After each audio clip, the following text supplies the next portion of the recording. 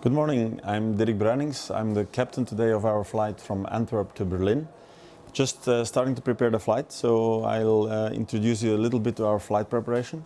From the company we have a program that's called TUI. We synchronize our program with all the flight data. Also all manuals that are updated are on the laptop and they'll be updated through this program. All the way in the beginning I have the operational flight plans, what we call the OFPs, with all the fuel timings, the routings at plant. A little bit further down we got some extra information for other fuel consumptions if we fly higher, lower, faster, slower.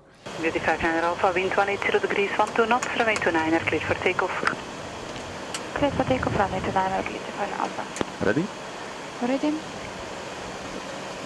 Takeoff. Runway 29 confirmed.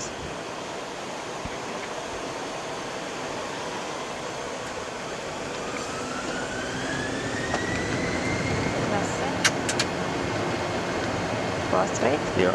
Yep.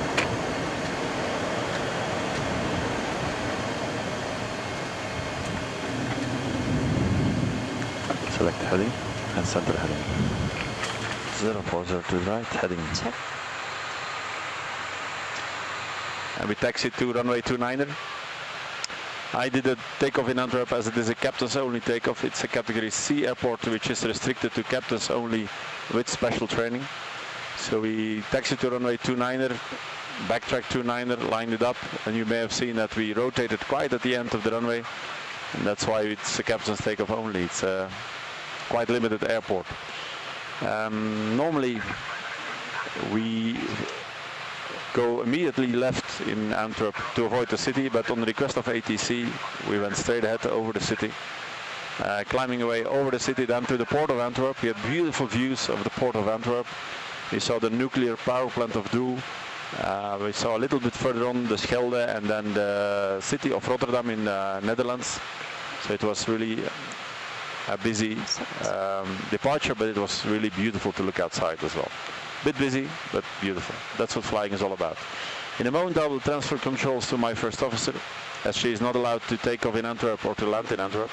She will do the approach and landing in Berlin-Tegel. She also will perform the departure and the takeoff in Tegel. On the way back to Antwerp, she'll transfer controls to me, and I'll continue the flight for the landing in Antwerp. So Embraer itself, the aircraft was quite neatly conceived because they had the opportunity to make an aircraft out of nothing. So very cleverly at Embraer they hired engineers from Airbus and they hired engineers from Boeing. And they put them together and they made an aircraft out of nothing that has the best of both worlds. So it's a really neat aircraft that is a little bit of both. Took the good things of both worlds. It's really nice. Also the cabin crew, of course, they like it. There are 3 cabin crew for only 112 passengers. It gives them a little bit of more time to take care of them. Only 2 by 2, so they never have to reach with their platters with their coffee to the 3rd seat. They spill a little bit less on the passengers. From this year on, we started operations out of Antwerp, which is quite new for us. We started flying on 5 destinations. We started flying to Milano, to Palma de Mallorca as we are doing now, to Barcelona, to Berlin. 6 destinations, Alicante and Malaga. And even in summer we're going to add another one. We're going to Ibiza out of Antwerp as well. Antwerp is quite special because it's a very short runway. One runway has 1510 meters landing distance available, the other side is only 1366 meters available, which limits us in landing distance, but especially in takeoff performance as well. So the longer destination, which in our case is Alicante and Malaga, we had to limit the passenger load. We do not sell all the tickets, we only sell around 100 or so tickets on those flights, to be able to have everybody on board and take off in Antwerp.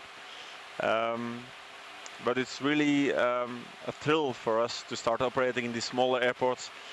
There was a really good feedback from the passengers. A lot of passengers really gave us positive feedback because we are starting out of Antwerp to fly. They don't have to drive that far. For the moment parking is still free in Antwerp. It's going to change, but for the moment parking is still free.